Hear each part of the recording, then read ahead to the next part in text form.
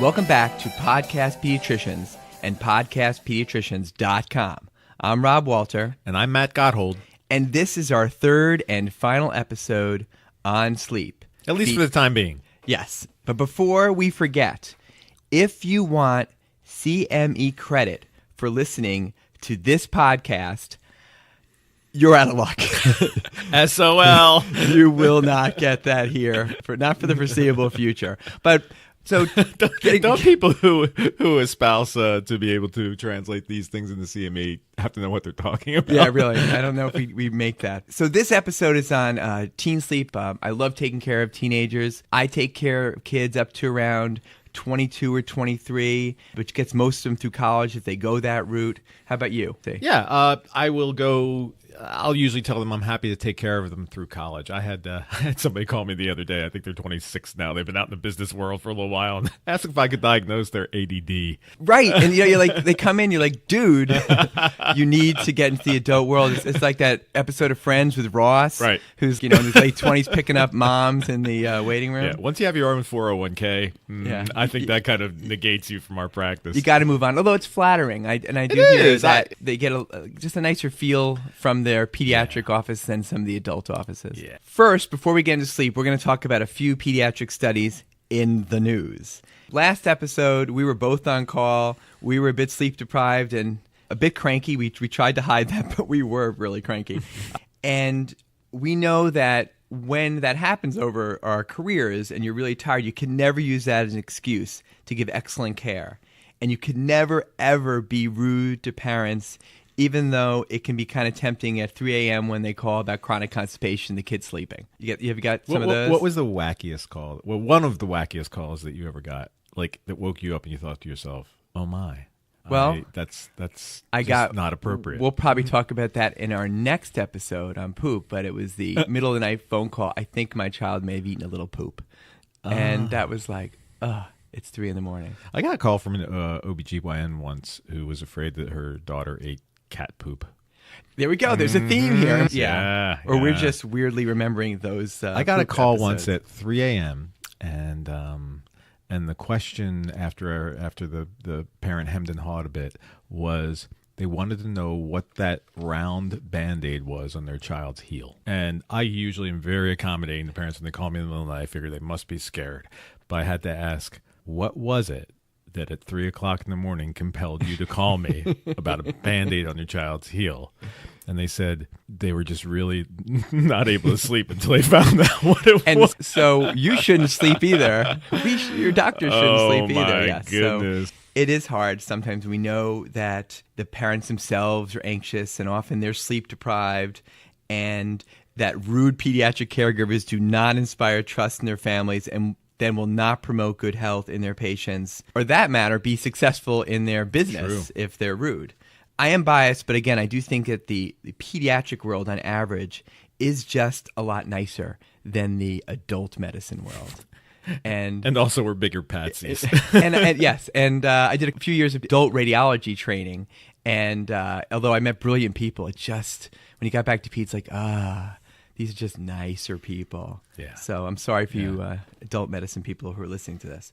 But while it's well documented that rude doctors who fail to listen to and respect their patients often lead to suboptimal care, researchers in Israel recently published a study showing that when parents are rude to their pediatric caregivers, it often leads to worse care, which may be harmful or worse for their own children. The study was published in the January edition of Pediatrics 2017 by Dr. Eric Riskin and Peter Bamberger et al.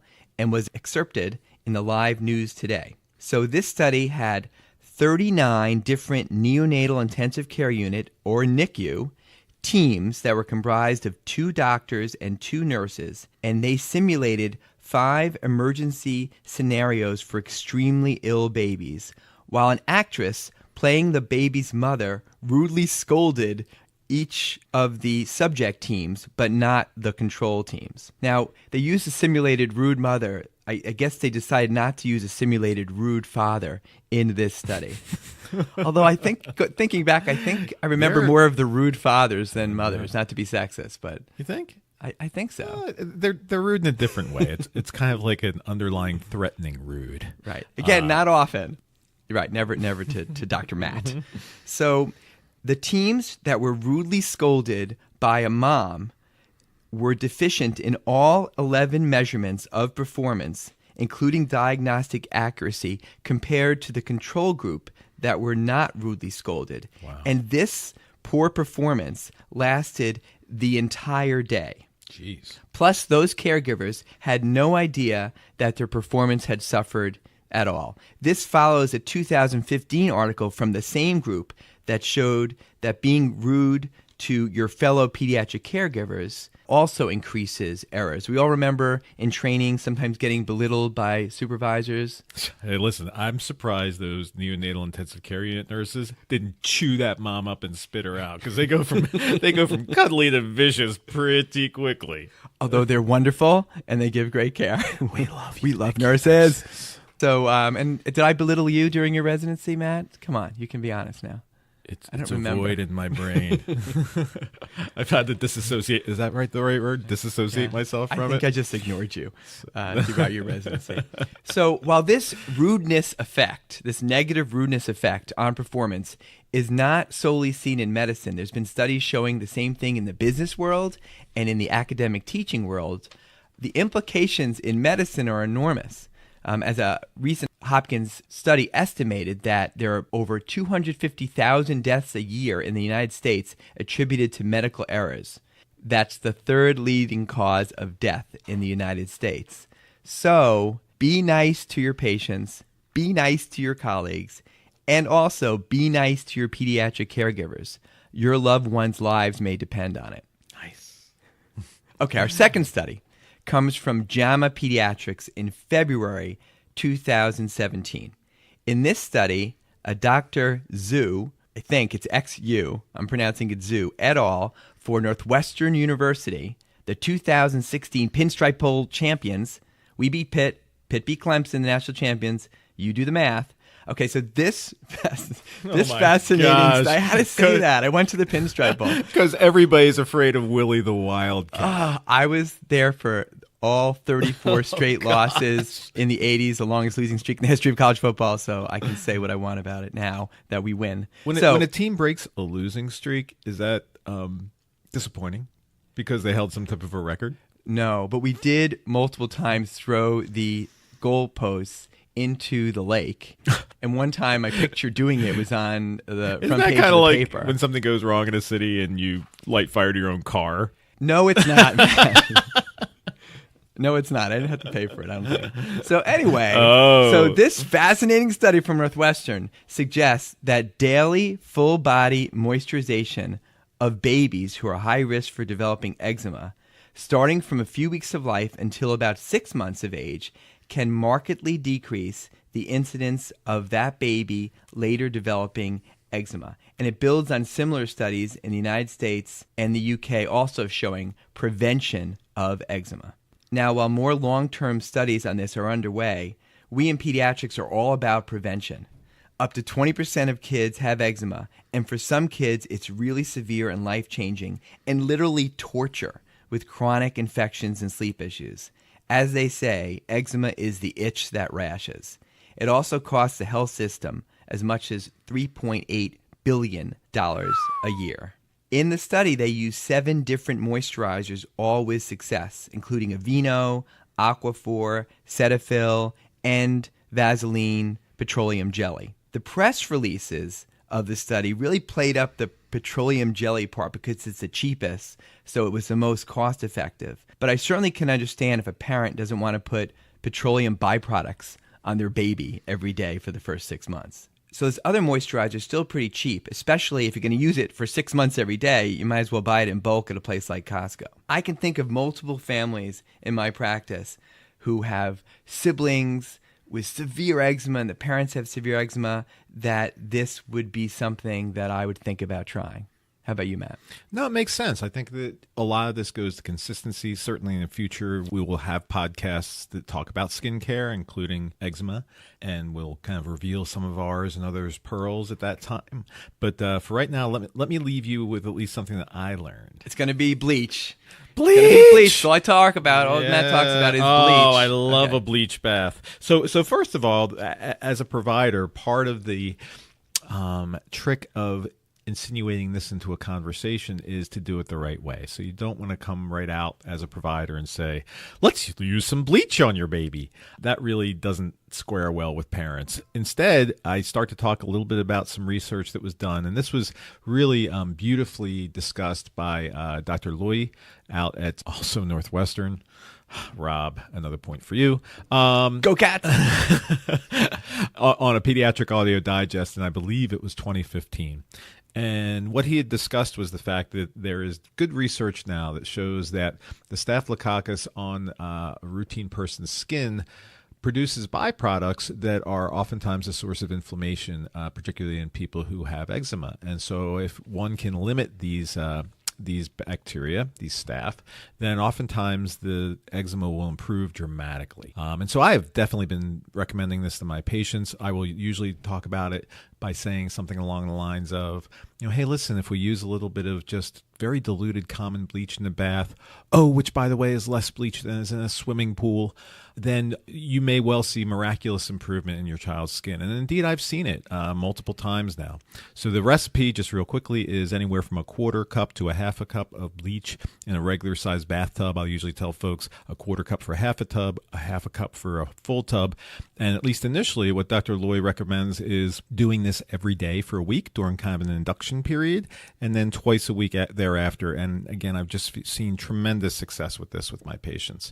Just to legitimize myself, oftentimes I will give them a PDF that has the name of a children's hospital written across the top of it, along with instructions, because some of the children's hospitals have these instructions written. The one that I'm thinking of right off the top of my head is Seattle Children's, has an entire PDF that's downloadable on dilute bleach baths for atopic dermatitis. And I have to say, Matt kept talking about this so much inappropriately at times that I did start to use it for some of my patients with severe eczema, and it's a tough sell sometimes, but every single one that's got back to me says it really helped. I wish I invented it, but let's give credit where credit's due. Absolutely. Mm-hmm. We'll be right back.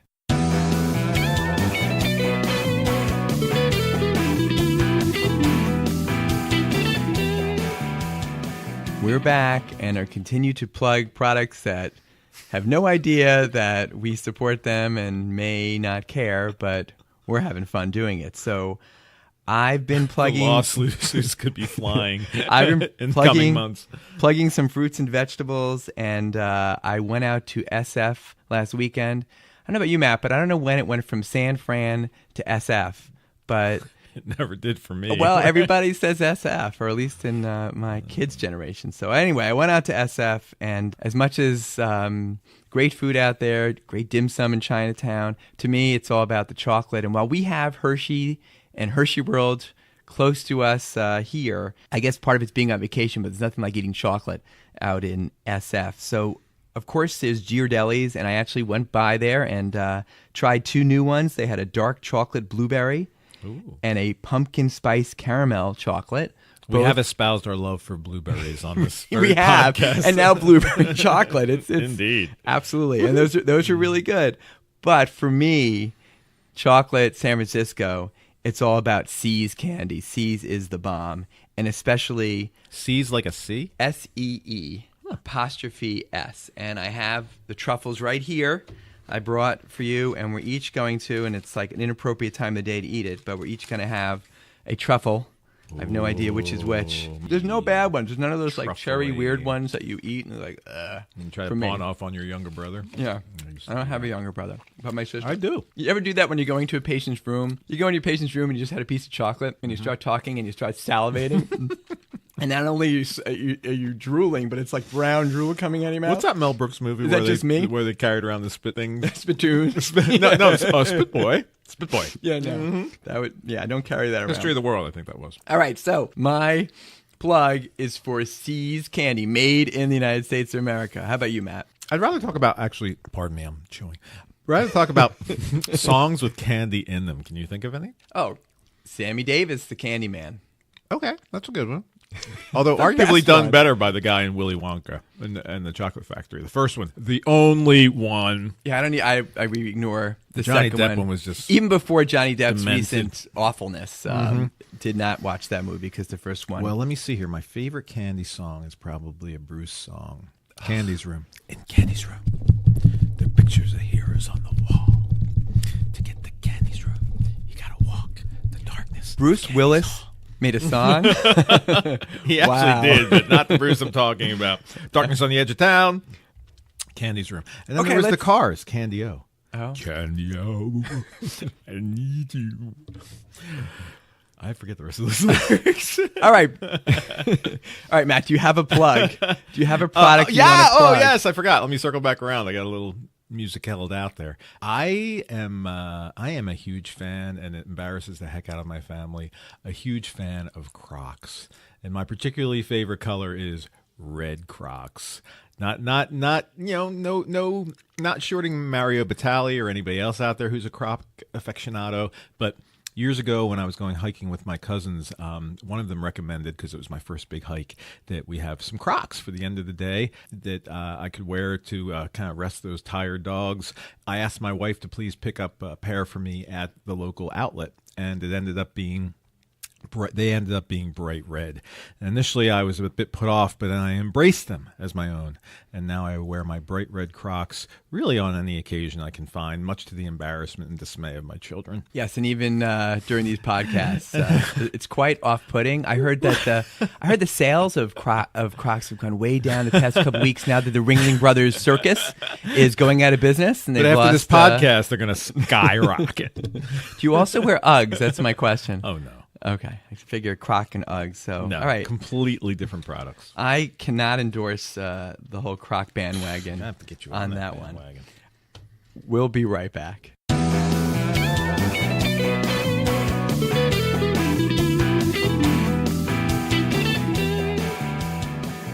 Okay, so we're back, and we just wanted to once again review our disclaimer, which is we're sharing our own personal opinions on pediatric care. Always talk to your own pediatric caregiver about your child. Pediatric caregivers should always consult expert guidelines and consider their own community standards of care. And again, there's And now wear Crocs. There's nice. There is no CME involved with this program. Sleep's everything, and lack of it affects and increases the risk and severity of all kinds of pediatric maladies. So there are essentially three distinct states of being. Number one, the wakeful state. Number two, the non-REM sleep, also known as NREM. And number three, the REM sleep, which is also kind of colloquially known as dream sleep. These states have distinctive features on EEG, and they also have distinctive eye movements and muscle tone aspects to them. Non-REM sleep is perceived as being a period of low brain activity during which the regulatory capacity of the brain continues to be active and in which body movements are preserved. New research suggests that in this stage, the sleeping brain is still able to process external information and, to a degree, assess its importance. The parasympathetic nervous system dominates, and the respiratory and cardiovascular parameters are regular. After about 6 months of age, the non-REM sleep becomes further divided into several subparts. There's stage 1, which is essentially the sleep-awake transition. This lasts 30 seconds to 5 minutes or so. In this, there are some brief involuntary muscle contractions, which we kind of know as myoclonic or hypnic jerks. I'm not sure if there's a difference between the two, both of which in most cases are considered to be normal phenomenon. You get that, Matt? Like that little jerk about to fall asleep and then... Oh, yeah, man. Stage 2, N2, is usually considered to be the initiation of real sleep or true sleep.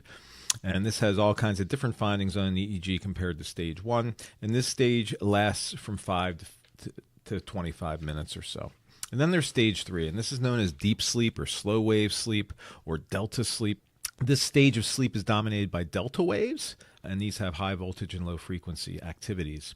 This is when respiration is the slowest and the most regular, and the parasympathetic activity is high. So it's really a very deep sleep. And this is really the sleep that is the most difficult to awaken someone from. And this is the one where the beeper goes off. Oh, and when it goes off during that stage, I mean, I'm just wrecked for the next day. Oh, geez, yeah. The initial slow wave sleep period is about 30 to 45 minutes, and this is followed by a brief arousal, and then one transitions into a wakefulness or a lighter sleep. So REM sleep is where kind of everybody thinks the action is. REM sleep is characterized by having the highest brain metabolic rate, by dreaming, by an absence of skeletal muscle tone, except for the diaphragm, middle ear, and erectile muscles, lack of normal thermoregulation, and episodic bursts of phasic eye movements that are the hallmark of REM sleep. REM sleep is termed active sleep, and it's characterized by frequent muscle twitches and grimaces. These things often are a concern to new parents. Non-REM sleep and REM sleep alternate through the night in cycles of 50 minutes in infancy and gradually lengthen to adult levels of 90 to 110 minutes by the time a person is school-aged. Brief arousal, usually followed by a rapid return to sleep, often occurs at the end of each sleep cycle, which occur 4 to 6 times a night. This pattern of normal sleep arousal plays an important role as the source of problematic night wakenings in infancy and childhood, as we discussed in one of our first episodes. The relative proportion of REM and non-REM sleep per cycle changes as the night progresses. REM sleep percentage increases and slow wave sleep percentage declines over the course of the night. Slow wave sleep predominates in the first third of the night and REM sleep in the last third. The potential clinical significance of this timing of sleep stages is important. Most parasomnias, like night terrors or sleepwalking, occur in the first part of the night in non-REM sleep. The amount of REM sleep is selectively compromised with forced early morning waking for a parent's work schedule or daycare in younger children, and in the case of an adolescent who has to wake up for an early school start time. Okay, so jumping to teen sleep. With puberty, a teen's circadian rhythm shifts to later, so they often can't fall asleep till 10 or even 11 o'clock. It's counterproductive for the parents to force their child to go to bed at 8:30 or 9 o'clock if they're just not tired. So they should go to bed a little bit later, but not extremely so. There are some teens who don't finish their homework until 11 o'clock, even midnight, and figuring out if this teen is just being inefficient or has learning or processing issues, or more often just getting way too much homework can be tough. But it is key when talking about teens and sleep to get a really, really detailed history of exactly when they go to bed on school days and when they go to bed on weekends and holidays, as well as when they wake up on school days and when they wake up on weekends and holidays. I want specific bedtimes and awake times for all those days, and I want to do it when the parents are in the room for that part, because the teens often will give you a story that they go to bed at a reasonable time and get up, and if the parents in the room, they'll just look and say, "That's ridiculous. That's not true at all. That's just bull donkeys."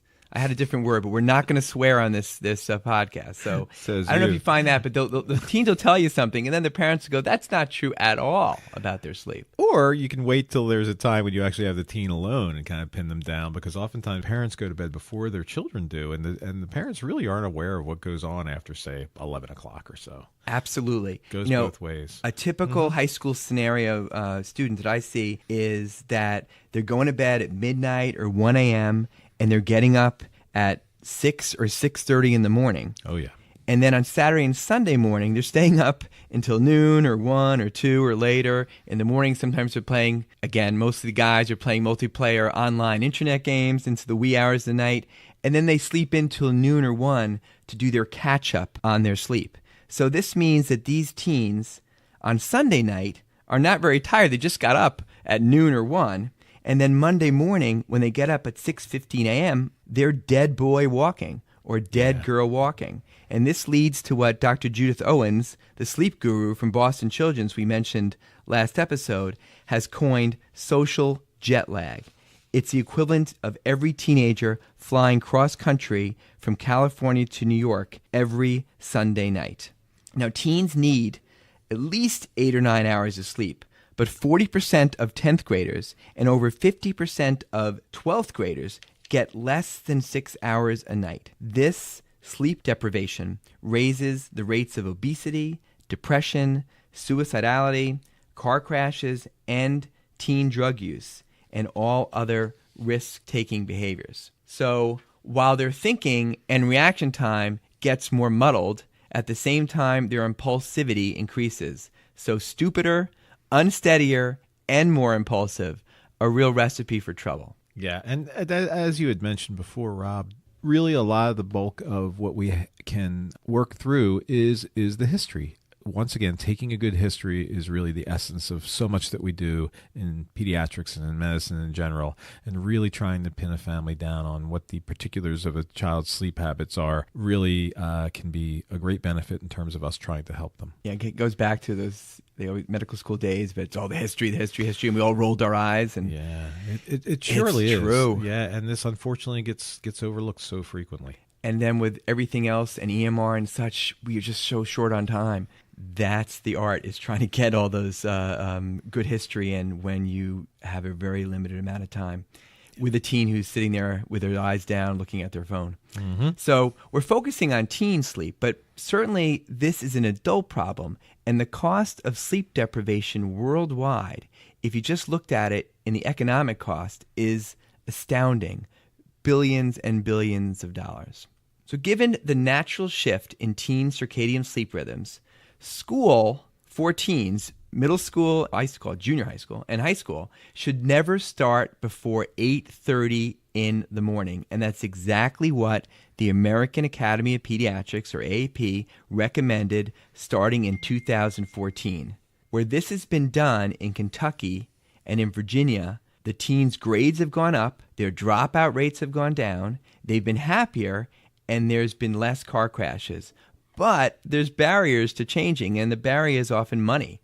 Direct and indirect costs of changing routines like bus schedules, after-school childcare, and the biggie in high school, sports, athletics, and other after-school programs, especially in places when it gets really dark early in the winter. Sadly, only about 20% of middle school and high schools in the United States have shifted to later start times. Yeah, this is a huge public health issue that really hasn't been addressed by our legislatures, by our educators.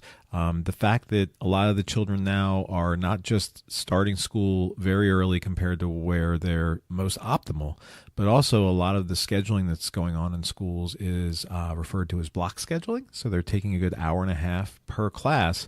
Combine that with a child who's already exhausted first thing in the morning, and there's just so much lost opportunity there in terms of education, which maybe, again, we'll touch on in a future podcast. It's a tough nut to crack because our education system is based locally. And there's great reasons for that, but it's just harder to do something across state line and try to have a national standard when there's so much individual local input. And the high school sports thing is it's another whole topic altogether. But we'll talk about that. Oh my goodness, having two children who went through high school sports and were very involved with it, that itself is just such a time occupying you said we weren't cussing, time occupying aspect of their lives and our lives as parents, that shifting that around even with respect to their education becomes a really challenging prospect. And both of us really support high school sport athletics, but as I said, it takes a lot of time and it's tough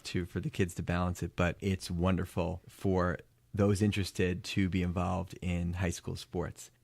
Getting back to ways to address sleep issues in a busy well visit with teens, I stress over and over that he can't go to bed so late in the weekends, and even if they do, they shouldn't sleep in later than about 10 o'clock in the morning, because while they think they're making up for lost sleep, again, they're shifting their internal sleep clock. Plus, teens should never routinely take naps. That's for grandpa, and it's not healthy for a healthy teen. I sometimes specifically reference the Seinfeld routine that all of us are really a combination of a morning Jerry and a night Jerry. So morning Jerry wakes up exhausted like the teens and promises to go to bed early that night. And then night Jerry stays up late again. Morning Jerry hates night Jerry, and night Jerry could not care less about morning Jerry. And over the years, the kids look at me and like, what's Seinfeld? which is sad. What Seinfeld? So here's my 6 teen sleep commandments. And I'm not going to sing about this. Matt didn't get it last time. So my 6 teen sleep commandments. Number 1, smartphones should never, ever stay in their bedroom overnight.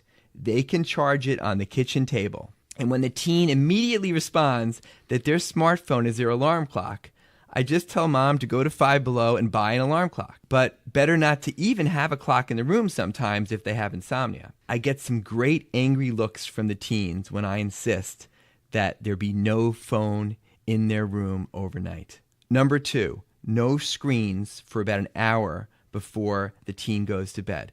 This can be tough, especially with homework, and sometimes there's exceptions, but that screen light just makes it difficult to get to sleep. And most of the time, they're on Snapchat or Instagram while they're doing homework. I used to say they're on Facebook, but apparently Facebook is just for old fogies now. And even if they're going to read before they go to bed, I always try to tell them to try to read in a sitting up position and not laying flat like they would sleeping, because that also can make it difficult to finally fall asleep. Number 3, no sleeping past 10 a.m. on weekends and holidays, as I mentioned. Also, after long summer or holiday breaks, you need to start to gradually get your teen up earlier and earlier, at least a week in advance, to acclimate them to the approximate time they're going to need to get up for school. I have a family in my practice who has brilliantly figured this out for when school starts at the end of a summer. They'll take their children camping the last week before school starts. And I don't know how much camping you've done, Rob, but when you go to bed at the end of a day and camping, there is nothing to do. It's completely boring, and you tend to get a relatively solid sleep, and then you wake up more or less at the crack of dawn. Very difficult to sleep in when you're camping, and these folks use that and orient their kids right into the school year that way. That is brilliant. Are there showers, or are there hot showers? I mean, if there's hot showers, I can do it in the morning, but really, otherwise, it's just, I need a shower. All right, number 4. Yes, you do. I'm a Long Island kid who needs a shower in the morning. Number 4, no sleepovers for some kids who just cannot handle sleep deprivation very well. For example, those with ADHD. For many of them, sleepovers during the school year just does not make any sense. They just can't get through it. And a lot of times the parents say that, and they know that when they have that sleepover, it's really difficult for them to recover. And I think that we want kids to be social, but there are certain kids that should not be routinely having sleepovers, because even if they say they get a lot of sleep on their sleepovers, they do not get any sleep on their sleepovers, or not much. Number 5, unplug the router sometimes. Yes, you should set screen limits for your kids. And in an ideal world, when you tell your teen not to use the internet past a certain time, that will be that. However, often it's a nightly battle of internet use. And as Matt mentioned, many of the parents will be going to bed before their teens. Yes, there's all kinds of programs out there limiting internet access, but honestly, most teens are way better than their parents on the computer and can get around almost any program. But it's hard for them to get around a lack of hardware. The router is usually that vertical thing in all houses with Wi-Fi, and you can just unplug it, and so no one can use the Wi-Fi, not even dad. I tell the parents to bring the router into bed with them if need be. Now, this whole unplugging the router discussion in the office really causes some great angry and sometimes terrified looks from teens. In my experience, just the threat of unplugging the router solves the problem before the parents actually have to do it. Have you tried that, Matt? I've not, actually. This sounds brilliant. And teenagers, I think, are for the most part quite aware of their data and how much they're using. And so for them to go off the router and dip into their magical data bag is going to really put them off. And so this may indeed be a good solution for a lot of families. It's worth trying. So the last one, number 6, limit caffeine in teens. Caffeine is the number 1 drug in the world. It may be legal, but it's still a drug, and you can get dependent on it, and you can get withdrawal from stopping it. It's astounding to me that they sell coffee in many high schools for students, not to mention the rising use of energy drinks like Red Bull, which is even more scary when it's mixed with other drugs like alcohol, which we surely will touch on in future podcasts about teen drug use. So that's my 6 teen sleep commandments. Nicely done, particularly without any allusions to Hamilton. Okay, we should at least mention some rare sleep disorders, such as narcolepsy, when there is disturbed nighttime and daytime sleeping with a propensity to suddenly fall asleep with the usual onset after puberty. This may include something called cataplexy, which is a striking problem of sudden loss of all or some motor function, often caused by strong emotions. It's a great plot filler in cheesy movies and books. Wait a minute. Often, when have you all of a seen sudden, that? I have. I don't remember. What, like Mannix or it's something an idea like that? for other people. All of a sudden they get upset and they faint. Often this is best diagnosed through a sleep study and can sometimes be treated with medications. Also, restless leg syndrome, when one has an irresistible urge to move their body like a tick, most often the legs, at night. This limb jerking at night can run in families, and sometimes stretching before bed can help a little bit, as well as iron supplementation. But there are newer medications that can really help a lot.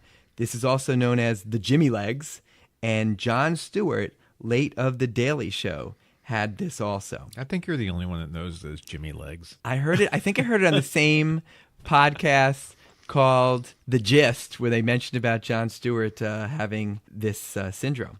Sometimes this gets undiagnosed restless leg for years until they share a bed with somebody and literally bruise their partners with kicking, which reminded me of Muhammad Ali versus Inoki fight in the 70s. Does that ring a bell? Not ringing a bell. What happened? Can't believe you don't remember that. So they had this big pay-per-view fight where he fought like the best kickboxer in the world, and the kickboxer immediately just got on the ground and just kept kicking Ali's legs. It was the most boring fight in the history. Now, I don't watch fighting anymore. It was the most boring spectacle in history.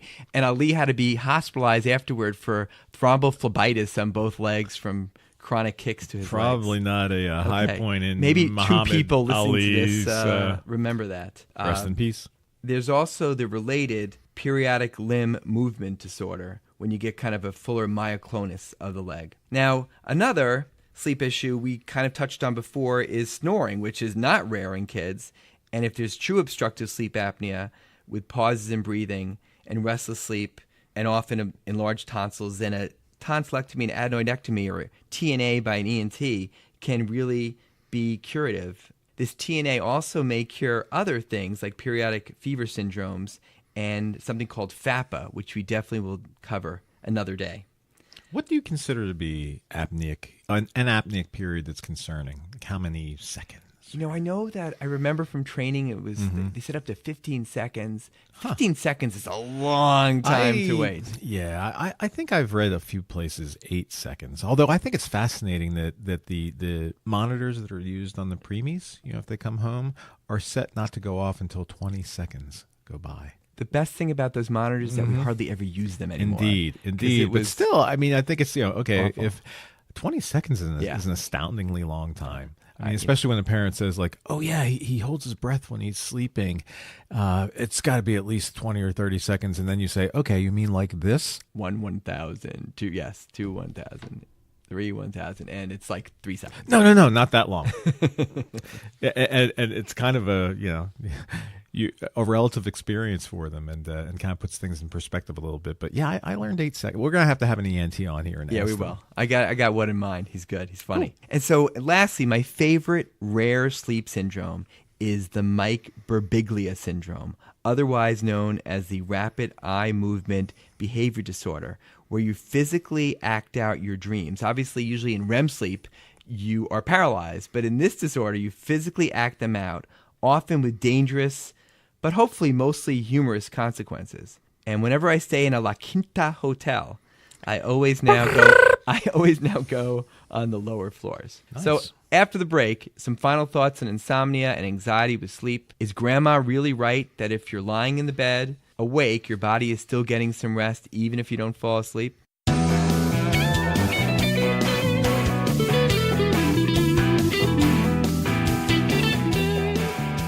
Okay, well, as promised, we have a few Delaware tidbits for our listeners. Remember, we love Delaware.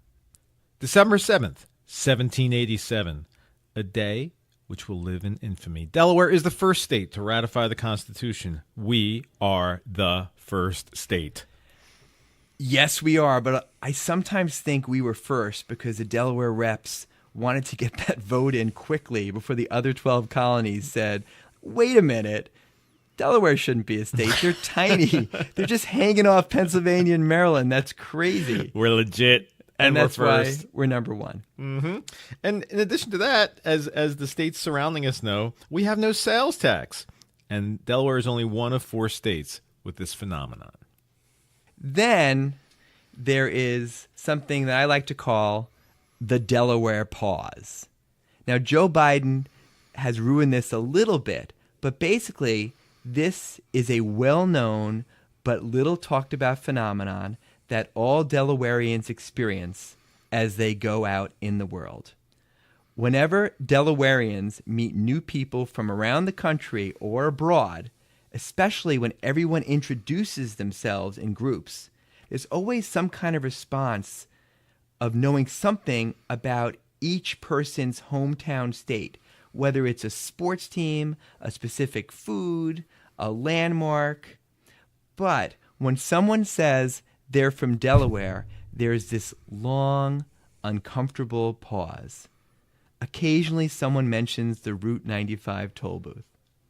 Have you had that happen to you? Oh, yes. Many a time. Oh, Delaware. And, they're thinking, like, is it a state? Is it a county? Is it a city? Where is it? So, is that just above Georgia? Is it the South?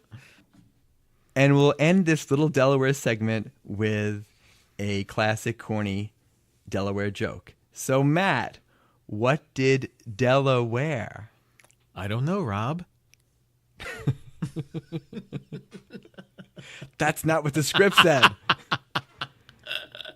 You're supposed to say her New Jersey. I've got a better one than that. When Okay. I was growing up, here was the one. They have to say it kind of slowly so people understand it.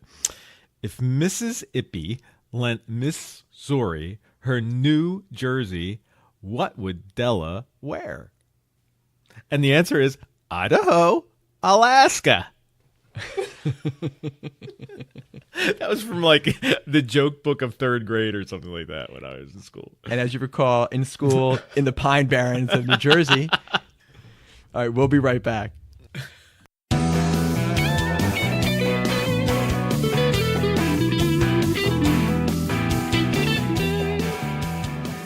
We're back, and we're going to end this last sleep-related podcast talking about insomnia, and mostly teen insomnia. Of course, a good physical exam and a complete sleep history is always a must. And with insomnia, you may want to screen for thyroid issues and anemia. And that is a perfect opportunity in teens to also check their total cholesterol, HDL, and per the new guidelines, perhaps even getting an HIV test.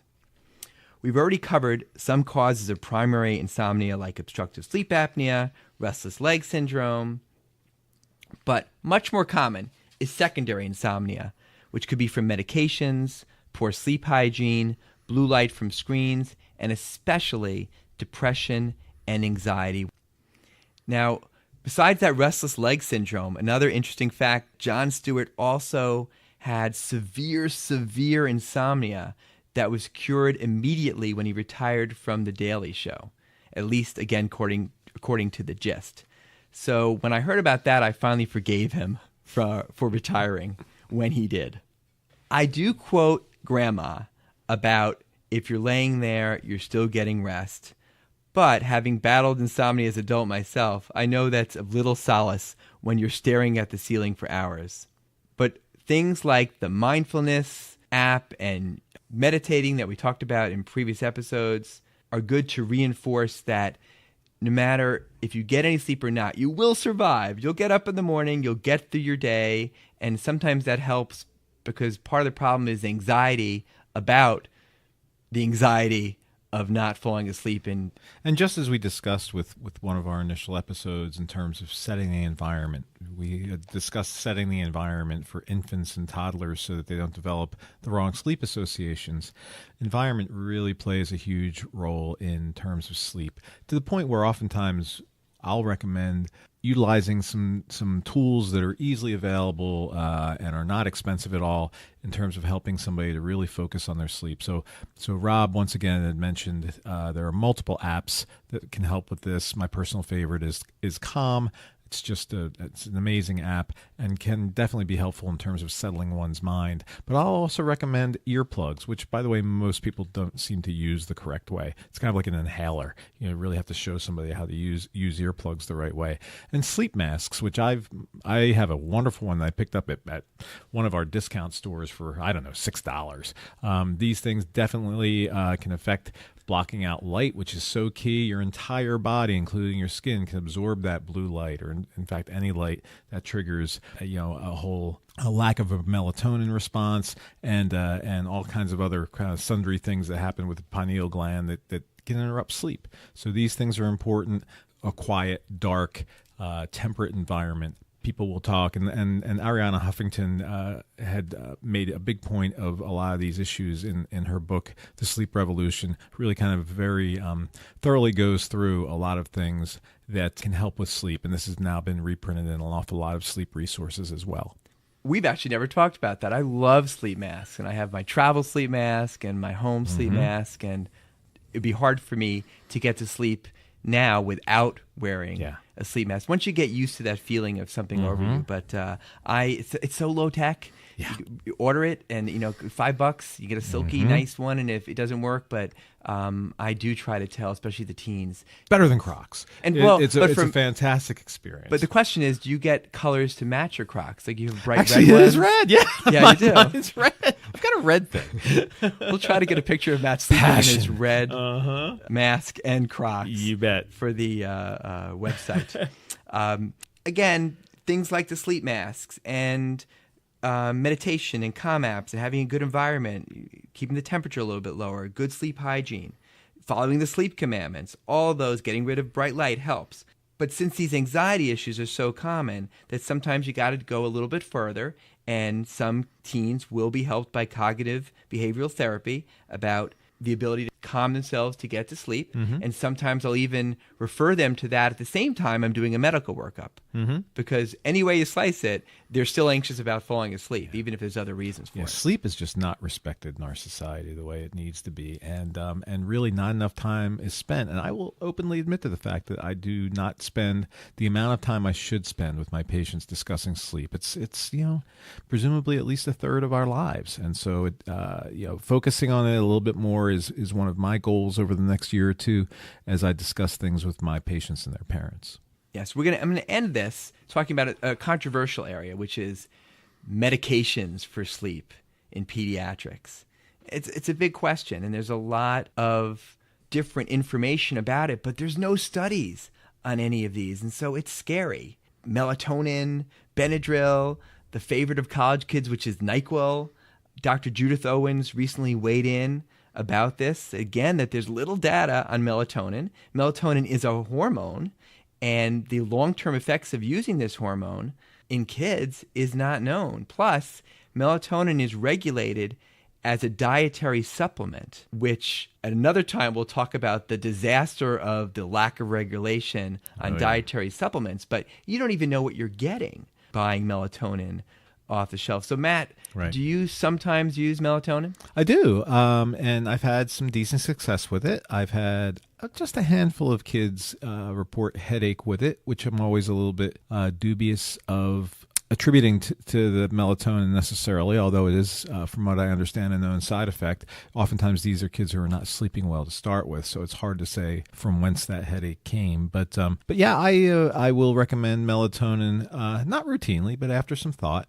I will also openly admit to the fact that I will, on rare and appropriate, I think, occasions, use an antihistamine to help a child to get to sleep, both playing on its sleep induction but also on its anxiolytic effects. So something along the lines of hydroxyzine, which I will use oftentimes with a very anxious teenager who's just perseverating for hours at nighttime and not being able to fall asleep. Oftentimes I'll incorporate that as a short-term, hopefully, solution as we're thinking about other aspects of their care, like counseling or an SSRI.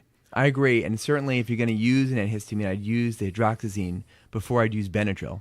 Mm-hmm. Although I certainly have patients who end up on their own using Benadryl, and I just don't want that to be long-term. Getting back to the melatonin, I also will use it on occasion. And then the question comes up, what dose? There's really not much out there. And like the littler kids, 1, 2, 3 milligrams. Older kids I've read don't go above 6. I have college kids coming in who've been on their own just taking 10.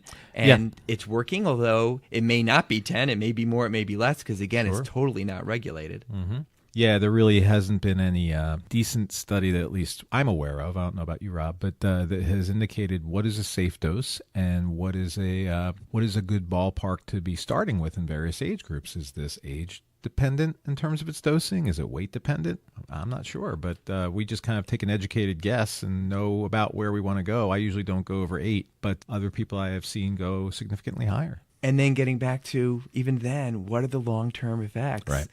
And it is something that in the community, it's easy to say, don't ever do that. But when you're trying to help the family and you try something, and that's what Dr. Judith Owen says, most of the kids she ends up seeing have already tried it. One thing I've never done, and don't look to do this in the future, is I've never used the prescription sleep medications like Ambien for my pediatric patients. I worry about that and dependency. I also worry about, reports about having amnesia with taking it. How about you? No, if I have, I think it was only ever once for a colleague's patient in their absence. But I have, however, and again, I think I can count on one hand how many times I've done this, I have used clonidine to help with sleep when other things have failed. When things like sleep environment and cognitive behavioral therapy and even a trial of hydroxyzine or melatonin. There are just some kids that are so desperate for sleep. They and their parents are struggling with this mightily, and I will very carefully and very methodically start them on some clonidine. Oftentimes, these are kids who also do express a lot of anxiety. So although it's not my main choice for anxiolytic therapy, it can be helpful in that sense too. As long as we're careful with the blood pressure, I find it to be a nice kind of last tool in the toolbox when it pertains to sleep. I have not started it de novo. I've taken over some kids who've transferred and I've continued it. For me, I guess I haven't gotten to that level of comfort. So if it's going to be thought of, I'd rather let the psychiatrist do it, except as we all know, it's hard to find a pediatric psychiatrist, which is another whole story. Right. They're worth their weight in gold. I also have kids who end up usually with a psychiatrist on the clonidine because they can't sleep because of their daytime meds, like ADD meds. And as much as you could sit there and say that's awful, you should never give a medication for a side effect of another medication, for some kids, and some of these kids have developmental issues, autism and such, it is the only way to get a balance. And so, again, I like to partner with a good pediatric psychiatrist if possible. Right. Some of our psychiatry colleagues have, although they can't see the children, availed themselves to us in terms of at least being able to help us manage cases and giving us advice. And one of the best pieces of advice I'd gotten from one of our psychiatric colleagues in the community here in Delaware was the use of trazodone, especially in congruence with using an SSRI in somebody who is already manifesting either anxiety or depression. And trazodone is a nice synergistic med that one can use along with an SSRI. There's no contraindication, at least that I'm aware of, to using them both. And it can be very, very helpful for sleep. So it's given QHS. The dosing, I believe, is anywhere from 25 to 100 milligrams. I've had some dramatically impressive results with that as it pertains to some of my older, particularly teenage patients. I have not done that, but after the show, I need to pick your brain about that. So thank you. So that's it for sleep. Obviously, this is an extremely broad topic that we could not touch on everything in 3 episodes, but hopefully we illuminated some pediatric sleep issues, and maybe within there was a few pediatric sleep pearls that you might even be able to use with your family or with your patients. Check out podcastpediatricians.com. We'll have our more detailed show notes and a bibliography of some of the sources that we used for these podcasts. And again, we welcome your feedback and suggestions and your pearls and faux pas. And faux pas, we've got a bunch in our pocket that we're going to be sharing and with every you day future we're making episodes. new ones. Stay tuned for our next podcast. Finally, our first rant. And we're researching our next big podcast pediatrician topic. Poop, potty training, and constipation. I love constipation. That says a lot about you, man. You are weird. I guess. Yes, I am. So, all right. So, say goodnight, Gracie. Say goodnight, Matt. Good night, Matt. Good night, Rob. Good night, Moon.